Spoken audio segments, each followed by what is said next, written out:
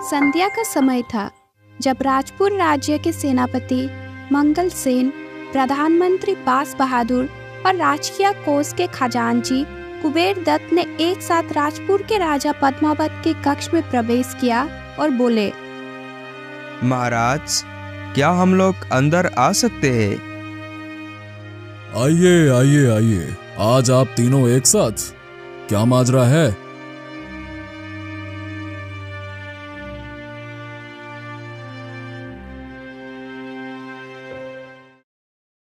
महाराज, आज हम तीनों आपसे राजकीय परामर्श करने नहीं, अपितु कुछ पारिवारिक परामर्श करने आए हैं। अच्छा, बताओ क्या बात है?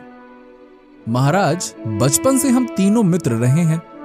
इस आपसी रिश्ते को हम तीनों पारिवारिक संबंधों में परिवर्तित करना चाहते हैं, ताकि हमारे बाद भी हमारी आने वाली पीढ़ी में आपस में संबंध बना रहे।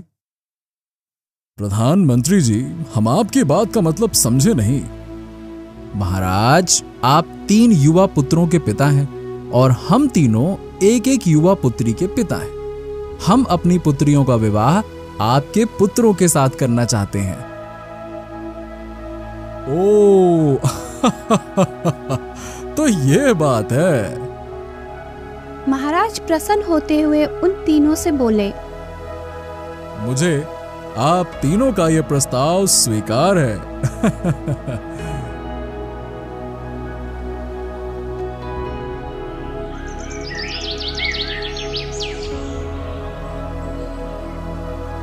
इस घटना के 15 दिन पश्चात ही तीनों राजपुत्र का सगाई समारोह धूमधाम से संपन्न हुआ।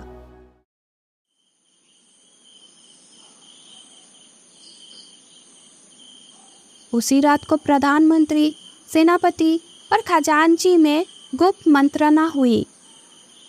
हमारी योजना के अनुसार तीनों राजपुत्रों के साथ हमारी पुत्रियों की सगाई तो आसानी से संपन्न हो गई। अतः अब हमें अपनी योजना के दूसरे चरण को शीघ्र ही पूरा कर लेना चाहिए। आप बिल्कुल ठीक कह रहे खजांची जी, शुभ काम में देरी नहीं करनी चाहिए। तो ठीक है, आज की रात ही राजा पद्मावत के जीवन की आखिरी रात होगी।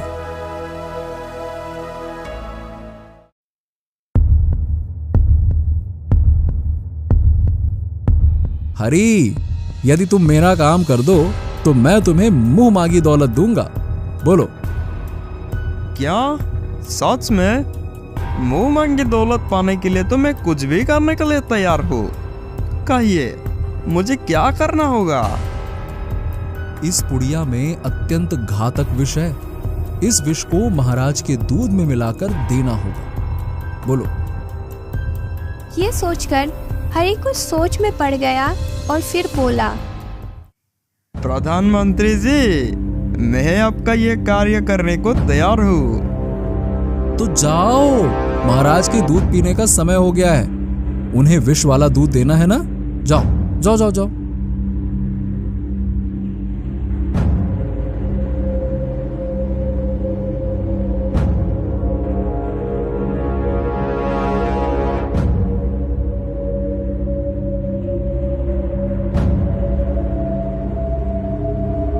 लीजिए महाराज, दूध पी लीजिए।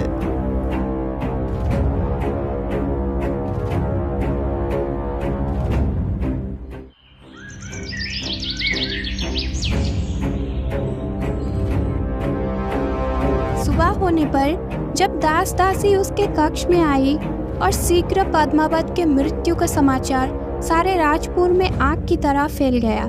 ये समाचार सुनकर इधर प्रधानमंत्री खजांची और सेनापति खुशी से झूम रहे थे। अब पद्मावत मर गया। अब हमारी योजना बिना किसी विघ्न के पूरी हो जाएगी।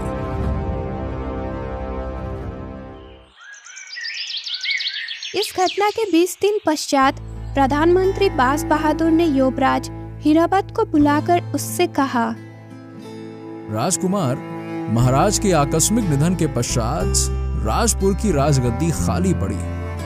तुम महाराज के बड़े पुत्र हो, इसलिए अब तुम्हें ही राजपुर की राजगद्दी संभालनी है। इसलिए मैं चाहता हूं कि राजगद्दी पर तुम्हारे बैठने से पहले ही मेरी पुत्री मंजरी के साथ तुम्हारा विवाह हो जाए, ताकि तुम सपत्नीक राज दरबार में बैठो। तो इस कार्य में रुकावट क्या है प्रधानमंत्री जी? मैं आपकी पुत्री के साथ आज ही विवाह करने को तैयार हूं। राजकुमार, रुकावट आपकी ओर से नहीं, अपितु मेरी पुत्री मंजरी की ओर से है। क्या मतलब प्रधानमंत्री जी?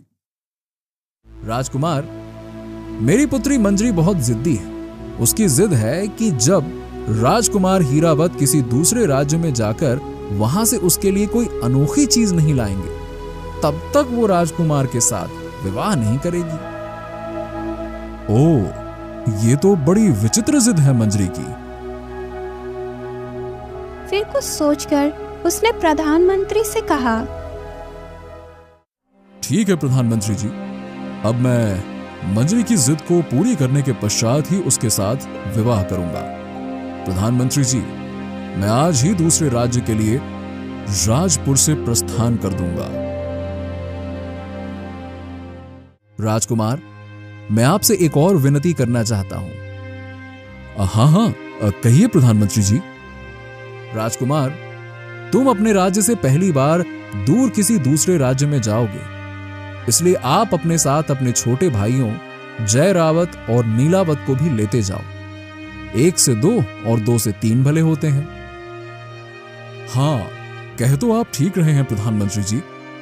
आपका कहना मानकर मैं जय रावत और नीलावत को भी साथ लेते जाऊंगा। धन्यवाद। मुझे इस बात की खुशी है राजकुमार कि आपने मेरा सुझाव मान लिया। उसी दिन हीरावत, जयरावत और नीलावत राजपुर से दूसरे राज्य जाने लगे। वे अभी प्रस्थान करने ही वाले थे कि युवराज रुकिए। फिर प्रधानमंत्री, सेनापति और खजांची अपने अपने हाथों में पकड़ी संदूक तीनों राजकुमारों को देते हुए बोले, राजकुमारों, तुम तीनों परदेश जा रहे हो। यहाँ से चलकर ना जाने तुम्हें कहाँ भोजन मिले। हमारी पुत्रियों ने तुम्हारे लिए लड्डू बनाए हैं, लो इन्हें रख लो। राह में भूख लगने पर इन्हें खा लेना। राजकुमार होते हुए हम आपसे एक बात कहना चाहेंगे। हम शीघ्र ही स्वदेश वापस लौट आएंगे, तब तक आप तीनों को राजपुर का राजकाज संभालना होगा। आप फिक्र न करिए राजकुमार, आपकी अनुपस्थिति में हम तीनों राजपुर का पूरा ध्यान रखेंगे।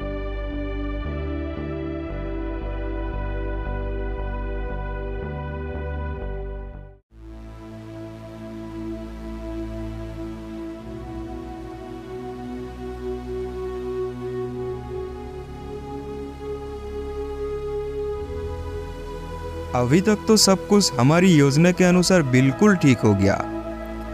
प्रधानमंत्री जी, अब आगे क्या करना है? इधर उस कक्ष के बाहर से गुजरती प्रधानमंत्री की पुत्री मंजरी उनकी बातें सुनने के लिए द्वार पर ही छिपकर खड़ी हो गई। मेरे दिमाग में एक योजना आई है।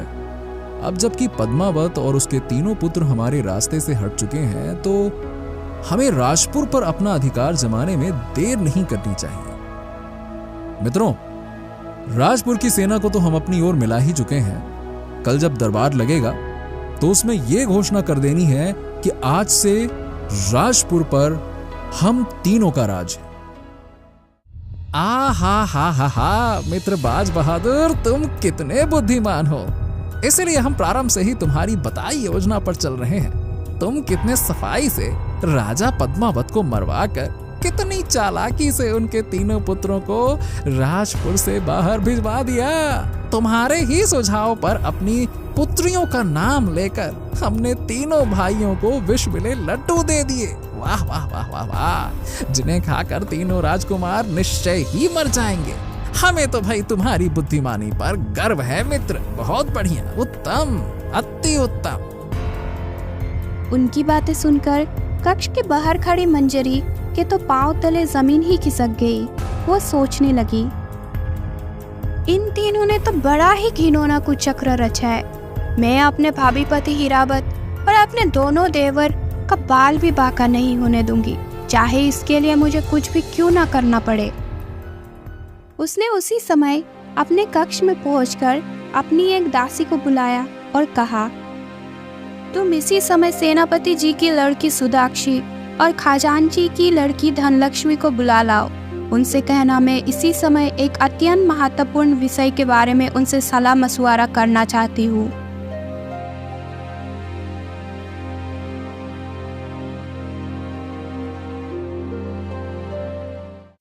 बहन मंजरी, हम दोनों को तुमने इस समय कैसे याद किया है? मंजरी ने सारी बात विस्तार पूर्वक उन्हें बता दी। सारी बात जानकर सुदाक्षी और धनलक्ष्मी हक्का बक्का रह गई। ओ, हमारे पिताओं ने हमारे भावी पतियों के खिलाफ कैसा खूनी षड्यंत्र रचा है। देखो, राजकुमार हीरावत अपने दोनों भाइयों के साथ राज्यों से अभी ज्यादा दूर नहीं गए होंगे। हमें इसी समय उनके पास पहुंचकर उन्हें विष मिले लड्डुओं के बारे में बता देना चाहिए, ताकि उन तीनों की जान बच सके। कह तो तुम ठीक ही रही हो बहन मंजरी। बस उसी समय तीनों युवतियां बिना किसी को कुछ बताए घोड़े पर सवार होकर राजपुर से चल पड़ी। इधर तीनों राजकुमार घोड़े पर सवार होकर आगे ही बढ़ते चले जा रहे थे। हाँ भैया, हम काफी थक चुके हैं, चलो थोड़ी देर रुककर विश्राम कर लेते हैं। और वे तीनों पेड़ के नीचे विश्राम करने लगे। उधर इन तीनों राजकुमारों की खोज में मंजरी, सुदाक्षी और लक्ष्मी भी राजपुर से काफी दूर निकल आई थी। कितने दूर आ गए हैं हम तीनों राजपुर से, लेकिन अभी तक राजकुमारों का कहीं आता पता नहीं है। कहाँ चले गए वे तीनों?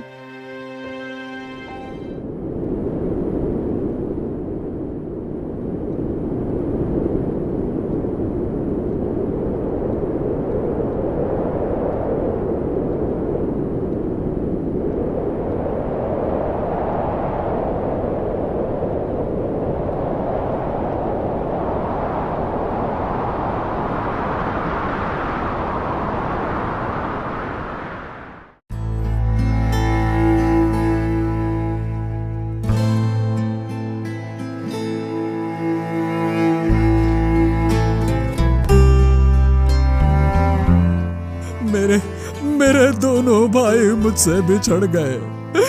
अब मैं उन्हें कहाँ ढूंढूं?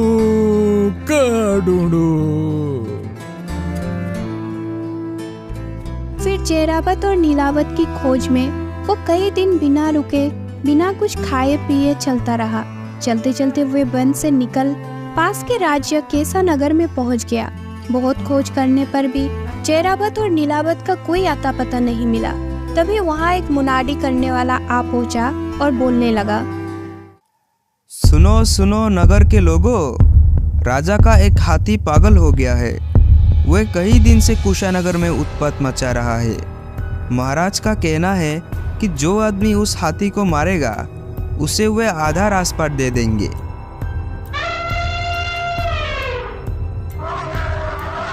अरे भागो सब लोग, जल्दी से भागो।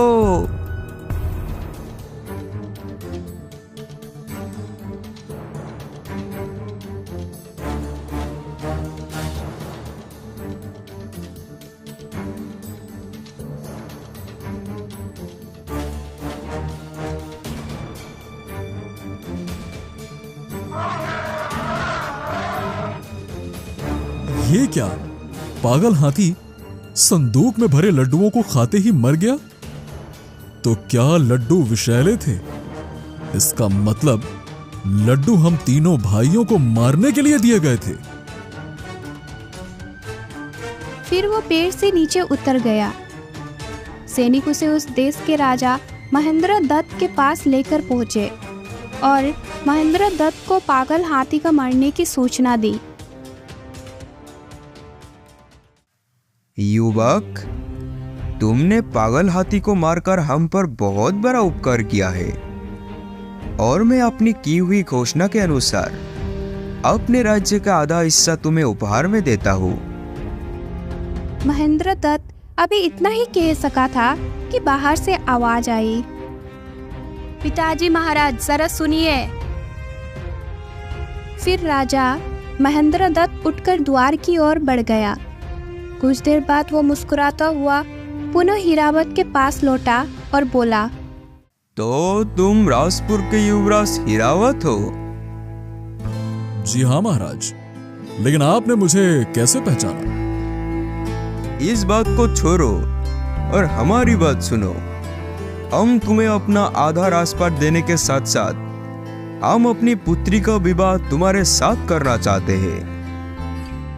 ओह, ये तो मेरा सौभाग्य होगा। उसी दिन महेंद्रदत्त ने हीरावत को आधा राजपाट सौंप दिया और अपनी पुत्री का विवाह हीरावत के साथ कर दिया। विवाह के पश्चात हीरावत अपने दुल्हन को अपने महल में विदा कर लाया। तत्पश्चात जब उसने अपने दुल्हन का घूंघट उठाया तो वो बोले, ओ रानी, तुम तो बिल्कुल चांद का टुकड़ा हो। ये तो मेरी किस्मत थी जो तुम मुझे मिल गई। स्वामी, जानते हो मैं कौन हूँ? तुम मेरी पत्नी और राजा महेंद्रदत्त की पुत्री हो। और कौन? स्वामी, मैं महेंद्रदत्त की पुत्री नहीं, अपितु राजपुर के प्रधानमंत्री बाज बहादुर की पुत्री मंजरी हो। क्या तुम प्रधानमंत्री बाज बहादुर की पुत्री मंजरी हो? वही मंजरी जिसके साथ हमारी सगाई हुई थी? आपने ठीक पहचाना स्वामी। ओह, तब तो वो विष भरे लड्डू अपने पिता के हाथों तुमने ही मुझे पहुंचाए थे। तुम उन विष भरे लड्डुओं को मुझे खिलाकर क्यों मारना चाहती थी? स्वामी, मैं भले अपने सुहाग को क्यों मारना चाहूंगी?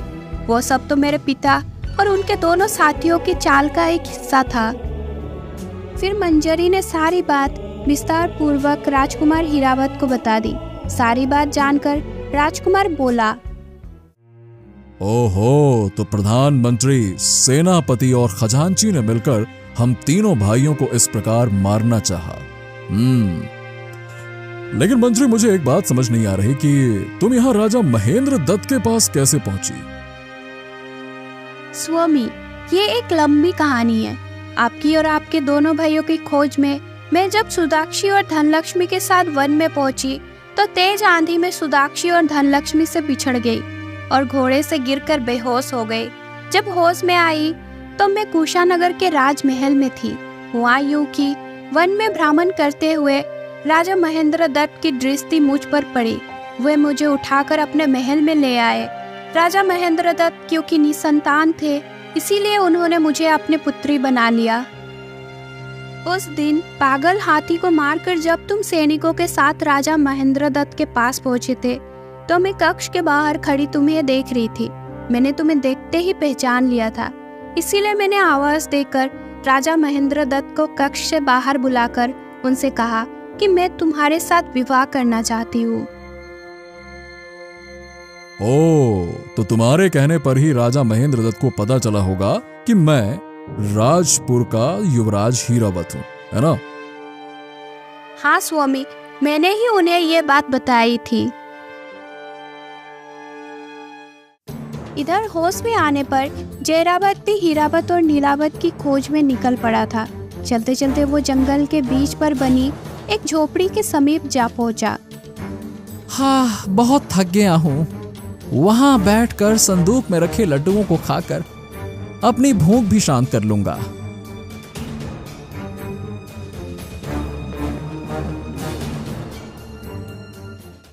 तभी झोपड़ी से सुदाक्षी बाहर निकली। जयरावत को वहां देख वह आश्चर्यचकित रह गई। ये यहाँ कैसे?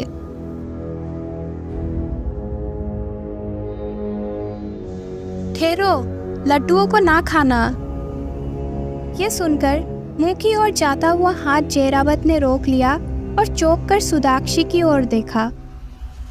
क्या बात है, तुमने मुझे इस प्रकार लड्डू खाने से क्यों रोका?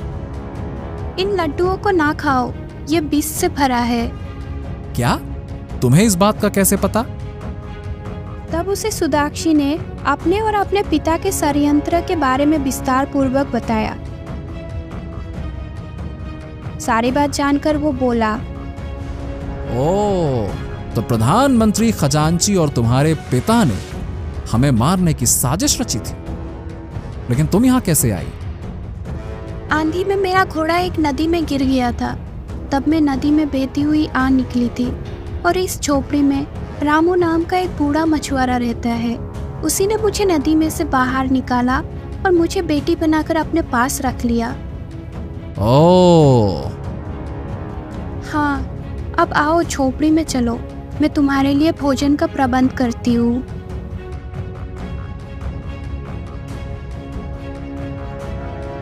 सुदाक्षी ने जयरावत के लिए तत्काल ही भोजन तैयार किया। तब तक मछुआरा रामू भी मछलियां पकड़कर आ गया था। काका, ये राजपुर के राजकुमार जयरावत थे। वही जिनके साथ तुम्हारी सगाई हुई थी? हाँ काका, ये वही है।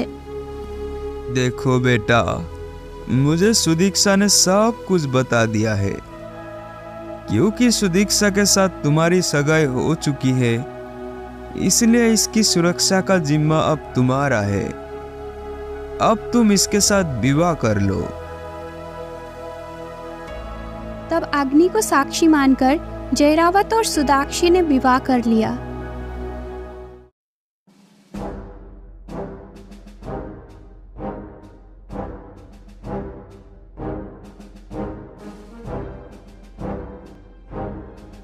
ठहरो, कौन हो तुम?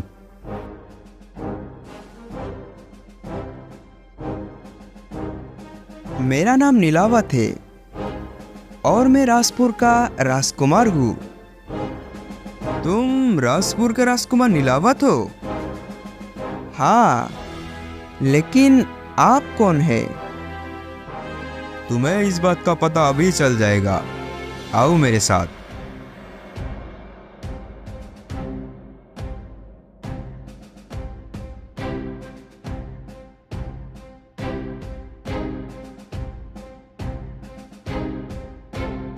देखो धनलक्ष्मी बेटी, मेरे साथ कौन आया है?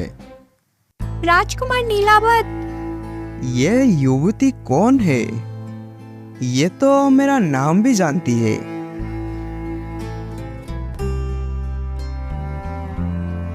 बेटा, कई दिन पहले अंधी में भटकती हुई ये धनलक्ष्मी इस खंडर में आ पहुंची थी। उस समय मैं भी इस खंडर में था। बेटा, ये वही धनलक्ष्मी है जिसके साथ तुम्हारी सगाई हुई थी। अब तुम आ गए हो तो धनलक्ष्मी का हाथ संभालो और मुझे इसकी जिम्मेदारी से मुक्त करो। इतना कहकर इच्छाधारी नाग ने नीलावत को प्रधानमंत्री, सेनापति और खजांची के षड्यंत्र के बारे में बताया। सारी बात जानकर नीलावत सुन सा रह गया। तब इच्छाधारी नाग के सामने नीलावत और धनलक्ष्मी ने एक दूसरे से शादी कर ली। तत्पश्चात इच्छाधारी नाग ने नीलावत को 3 फल दिए और बोला, नीलावत, ये तीनों फल उन्हीं प्रधानमंत्री, खजांची और सेनापति के लिए है। जैसे ही वे तीनों इन फलों को खाएंगे, तीनों को अपने अपने किए का फल मिल जाएगा। अच्छा बेटा और बेटी, अब मुझे विदा दो।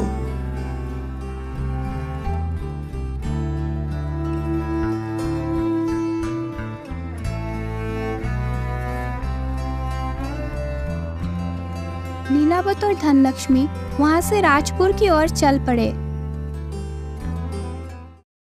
सुदीक्षा, हमें राजपुर चलना चाहिए। वहां जाकर देखें तो सही कि तुम्हारे पिता और उनके साथियों ने राजपुर की क्या दशा की है। रानी मंजरी, तुम्हारे पिता और उनके दोनों साथियों ने राजद्रोह किया है। मुझे उनको इसकी सजा देने के लिए राजपुर जाना होगा। स्वामी, मैं भी आपके साथ राजपुर चलूंगी।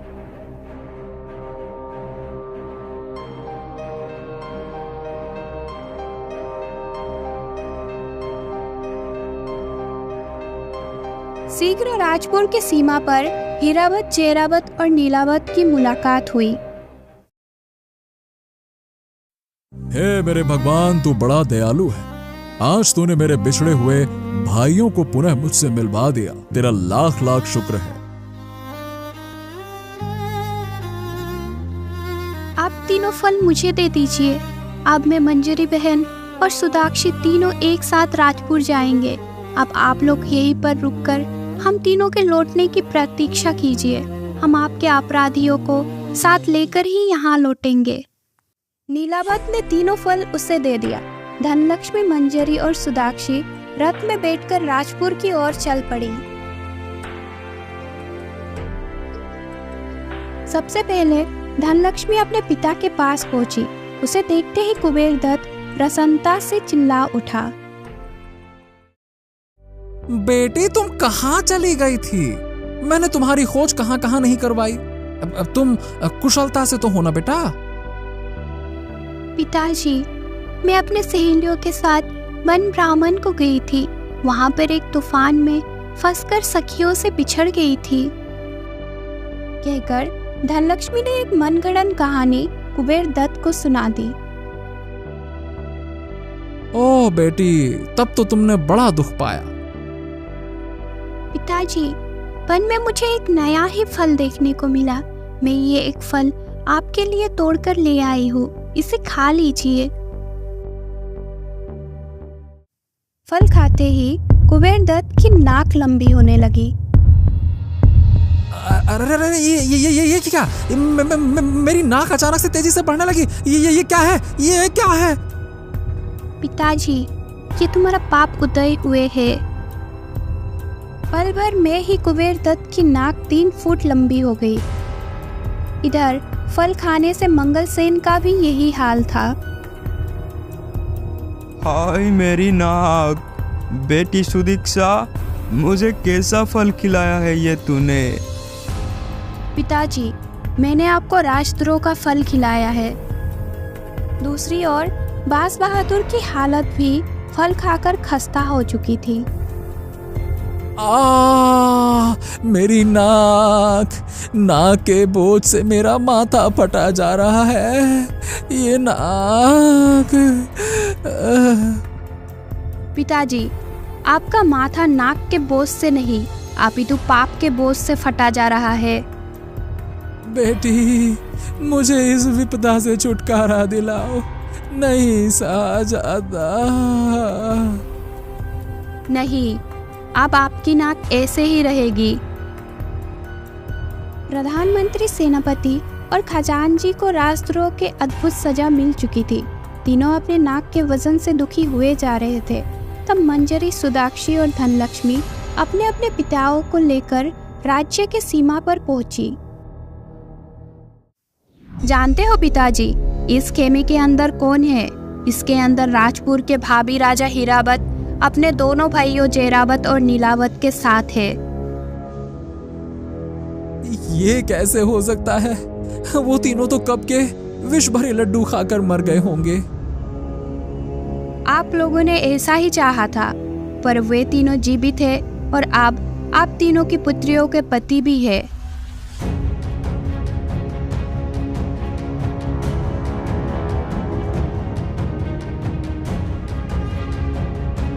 युवराज, हमें क्षमा कर दो। हमने तुम्हारे साथ बहुत अन्याय किया। माफ कर दो युवराज, हमें माफ कर दो। तुम तीनों राजद्रोही हो। तुमने सत्ता के लालच में आकर घोर अपराध किया है। तुम्हें तुम्हारे किए हुए की सजा बढ़ी हुई नाक के रूप में मिल चुकी है। अब जाओ और इसी समय इस राज्य से दूर चले जाओ। अगर तुम फिर कभी राजपुर के आसपास भी दिखाई दिए तो अच्छा नहीं होगा।